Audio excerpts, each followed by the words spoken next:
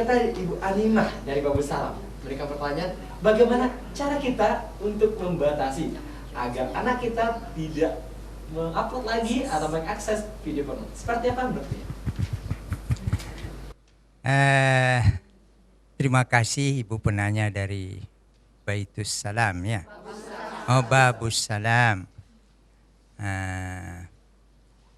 Banyak sebetulnya upaya kita untuk mengatasi agar anak kita tidak mengakses, apalagi mendownload ya tentang situs-situs porno. Tentu menurut teorinya jangan dibuka situs itu sudah jelas. Tetapi kadang-kadang si anak kita kan membukanya di belakang kita. Andai kata di ruang belajar anak-anak kita yang kita siapkan laptopnya, kita belikan komputernya, kita bikin semacam pamflet. Anakku, jangan dibuka situs porno. Bisa jadi, ya bisa jadi kalau ada penjual atau toko yang menjual alat-alat elektronik untuk sebuah daerah. Jika pemerintah daerahnya cerdas, ya, bisa jadi pemerintah daerah mengatakan kepada supplier, ya, pada tayangan pertama ketika dibuka komputer itu, tayangan pertamanya berbunyi pesan, jangan diakses situs porno. Ya, jadi pertanyaan Ibu tadi bukan hanya menyangkut persoalan Ibu, tapi persoalan bangsa. Nah, di dalam lingkungan kecil ada saran Buya yang bisa kita lakukan. Jelaskan kepada anak-anak kita bahwa pornografi itu berbahaya untuk dirinya. Kembali kepada sisi tadi, az-zina yurithul faqra. Zina akan menjadikan bangsa hancur. Nah, dalam kondisi yang seperti itu kita bisa memberi nasihat. Terakhir yang ketiga. Ibu, Bapak, siapa saja sering makan bersama dengan anak. Hari ini kan tidak ada lagi makan bersama. Buya mulailah dari makan bersama supaya bisa salat bersama. Nah, waktu makan, waktu salat bersama, si ayah, si ibu bisa memberi nasihat. Nah, kita melakukan ibadah untuk masuk surga. Ranjau surga itu ada. Salah satu daripadanya pornografi. Dari kecil teranja-anja. Sudah besar terbawa-bawa. Sudah tua terubah tidak. Pendidikan harus sustainability. Continuously, kata orang di seberang sana. Harus terus menerus. Jadi tidak bisa sesaat. Oleh karena itu, mulailah dari pertemuan keluarga kecil. Banyak sebenarnya yang bisa menjadi pelajaran kecil yang bisa kita kutip dalam video kita ini. Seperti yang sampai kembali tadi, dari hanya makan salat berjamaah tapi bermakna insya Allah besar. Jadi Bu, kita persilakan kepada satu orang penanya lagi pada segmen talk show Cahayati kali ini. Silakan Ibu. Assalamualaikum warahmatullahi wabarakatuh. Saya dengan Ibu Hajah Rusvita dari Anissa. Bagaimana apa kira Pak Buya bahwa perbuatan porno atau seks itu di mata Allah itu haram hukumnya. dan tidak dibolehkan. Bagaimana caranya kita menjelaskan kepada anak dan supaya dia lebih yakin bahwa itu larangan dari Allah? Sebaiknya bagaimana kita memberi keyakinan pada dia, kita bisa memberitahu di Al-Quran itu surat berapa, kira-kira ayat apa yang cocok untuk anak ini lebih mengerti bahwa itu sebenarnya perbuatan yang dilarang oleh Allah. Itu saja, terima kasih Bu ya. Assalamualaikum warahmatullahi wabarakatuh. Dari ajar Rasnita. Nah, kalau kita tilik sedikit ya Bu ya, kita katakan oh ini haram, itu haram. Sebenarnya simpel sekali. Tapi bagaimana cara yang betul-betul jitu nih Bu ya? Dari yang ditanyakan oleh Ibu Hajah Rasnita. Silakan Bu. Ibu Hajah Nita dari An-Nisa. An-Nisa imadul bilad. Perempuan itu tiang negeri. Idza saluhat saluhal bilad kullu. Kalau dia baik, baik negeri keseluruhan. Wa idza fasadat fasadatil bilad kullu. Kalau dia rusak, rusak negeri keseluruhan. Karena itu wajib perempuan dipelihara. Wajib perempuan dijaga. Satu. Yang menjaga perempuan ini selain daripada perempuan adalah laki-laki. Kalau kita bicara agama, ar-rijal qawwamuna 'alan nisa. Laki-laki pelindung. Qawwamun itu artinya pelindung, penjaga.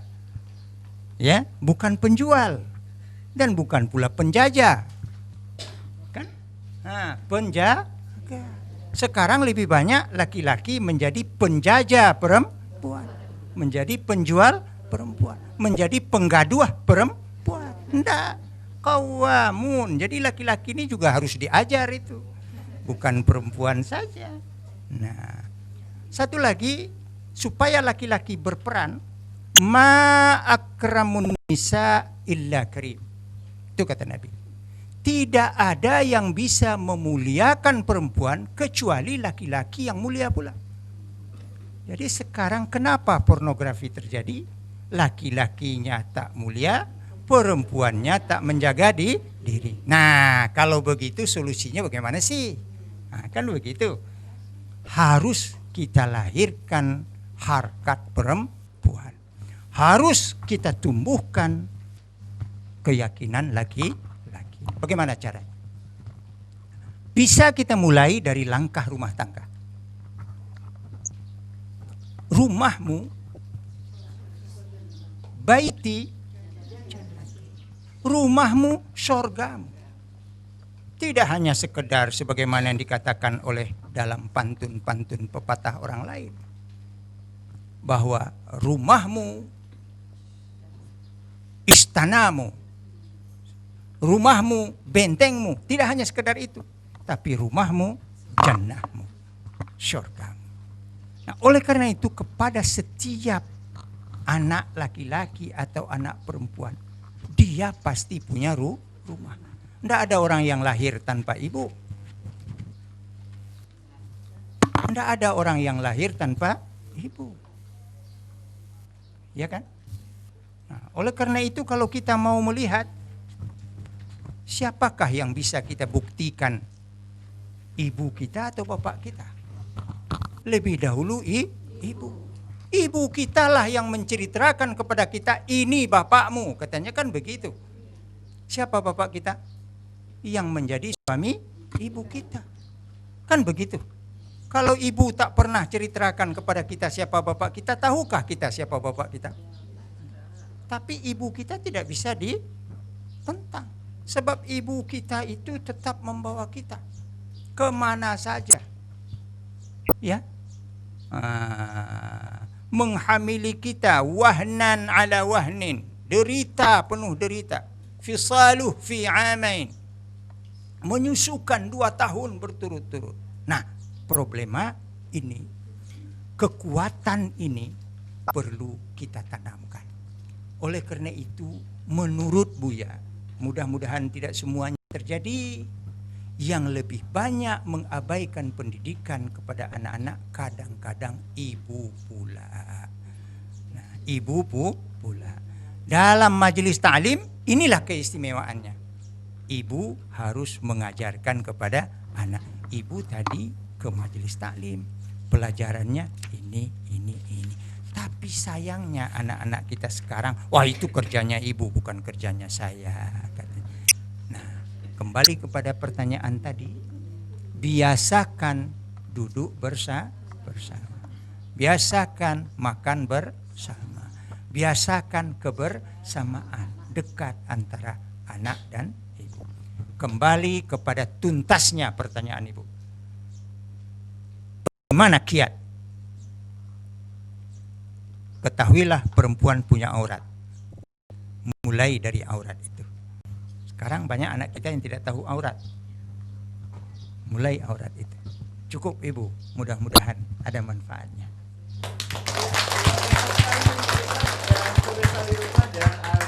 Di studio kita, tentunya kita masih setia dalam acara Cahaya Hati.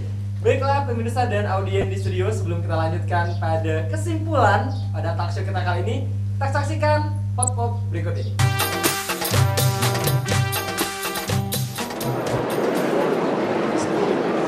Tanggapan saya sebagai pribadi dan sebagai mahasiswa, ini sangat pengaruhnya, kasus ini sangat berdampak negatif bagi masyarakat, karena dalam hal ini tidak ada positifnya, karena banyak hal-hal negatif kepada masyarakat, terutama bagi remaja ya, karena belum ada basic agama juga.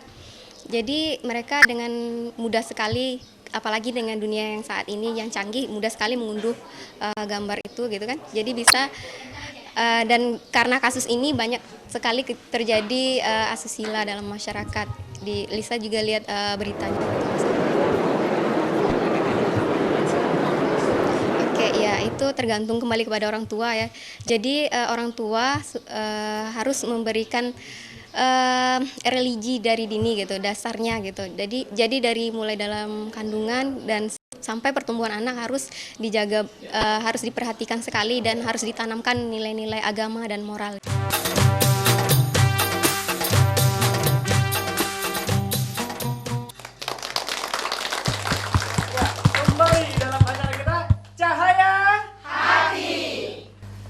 Sampailah kita pada kesimpulan. Seperti apa solusi permasalahan? Pada Buya, kita silakan. Pertama sekali kita harus menjaga kemuliaan diri kita. Bahwa kita telah dijadikan oleh Allah makhluk yang mulia, kita pelihara kemuliaan kita itu. Yang merusak kemuliaan diri kita ini adalah berselera rendah. Apa ini maksud dengan berselera rendah? Seleranya lebih rendah dari selera binatang. Nah, kucing tidak mau melakukan hubungan di hadapan orang. Kucing tidak pernah. Yang kita dengar hanya suaranya ribut.